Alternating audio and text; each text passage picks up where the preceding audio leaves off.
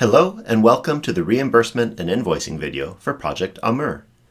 In this short video, we will take you step by step through the guidelines and instructions you will need to follow to ensure your reimbursements for Project AMUR are approved and processed as quickly as possible. These are discussed step by step to make it easy for you to understand and follow. Let's begin.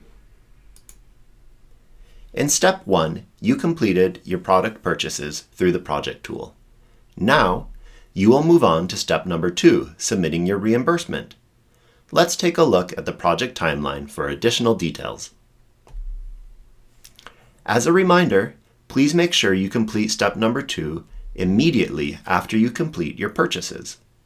Doing so will ensure there are no delays to the processing of your reimbursement.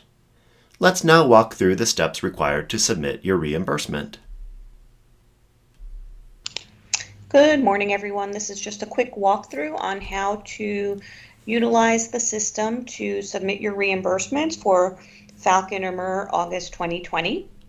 As you can tell, we're moving away from the use of Google Forms in an effort to become a little bit more efficient in how we collect this information and then how we process it on the back end after you've submitted it. So you will be going to the ADAP tool, and you'll be sent a link, and once you click on the link, you'll perform a couple of actions just to kind of get into the tool. You'll follow the prompts on the screen, but then when you get to the workflow Falcon AMUR reimbursements August 2020, we have a basic instruction here. Please enter the information on the page below to submit your receipts for the August 2020 reimbursements. Please take care to enter your ACID and your AC email address and your market as you are listed in AC so that we can reconcile your information to the appropriate account and make sure that your reimbursements get processed correctly. So we're collecting the same information we did through Google Forms. We're just doing it through a more automated collection method. You will upload your receipt here, so you can either drag and drop or click on and look for your screenshot. Let's go. Let's try this one. Okay. You click upload. You'll get your URL. You'll paste it in step 3. You'll fill in your field. This is just, I just obviously made that up. Your email associated with the account. So this is just a fake one for me. Your market, make sure you choose the market that you are assigned to this project for. So it's basically the country that you're living in. So for this demonstration, I will be in Colombia. Enter the price of your item in your local currency. So of course, this doesn't change from how you entered it in Google Forms. There are no other characters other than the price and the decimal point to separate the dollars from the change for your local currency. The amount you submit for reimbursement should not exceed $150 US. So just be aware of that. That's not a change from July. And then typically you'll just hit submit and continue.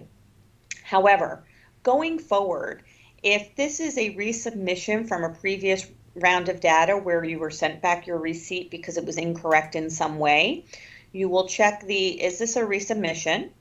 And then you will enter in the month and year of the round of data that your submission belongs to. So since this will be for the August launch, maybe you received a correction for July and you're resubmitting that. So you would say July 2020.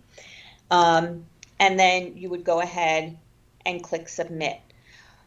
What are we referring to when we refer to the unique ID? So going forward, as we are capturing the data in this new tool, when you are sent information for a receipt for correction, you will also be provided with the unique ID. So you would just copy and paste that out of the message you received and paste it in here along with the month and the year that the submission belongs to. So for example, if you are participating in the September round and you've participated previously in this August round of data and you received a correction notification because perhaps maybe the image of the receipt wasn't clear or it wasn't an actual receipt that you attached to your submission, you would put in the unique ID of your submission as well as the round of data it pertained to. So if this were happening in September, you would put in your unique ID.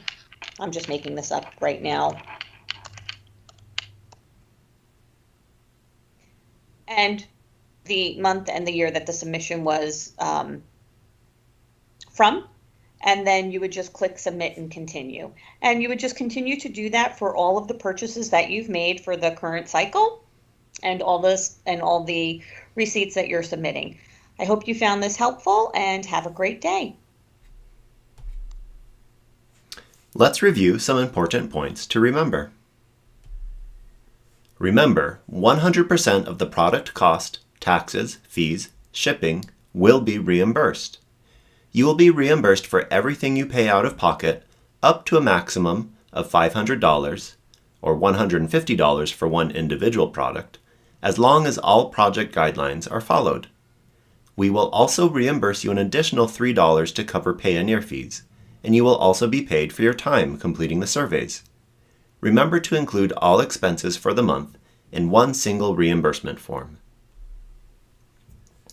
To receive your reimbursements, you will need to provide a full PDF of the order confirmation email receipt which you receive. The email should include the store information, product information, date of the purchase total and breakdown, and delivery information. There are detailed instructions on the project site for how to export your order confirmation email into PDF form. Remember that all receipts must include an itemized breakdown. In the welcome email you'll receive when the project launches, you will be provided a link to use to submit your reimbursements. If you have any questions about this process, please reach out to us. Reimbursements are due during the same week as your purchases are loaded. Our advice is that you make a habit of completing your reimbursement immediately after completing your project purchases. This concludes our overview video for step number 2 of Project AMUR. Thank you for joining us. Please be sure to review the final video of the series for step number 3, the review survey. We look forward to having you on the project.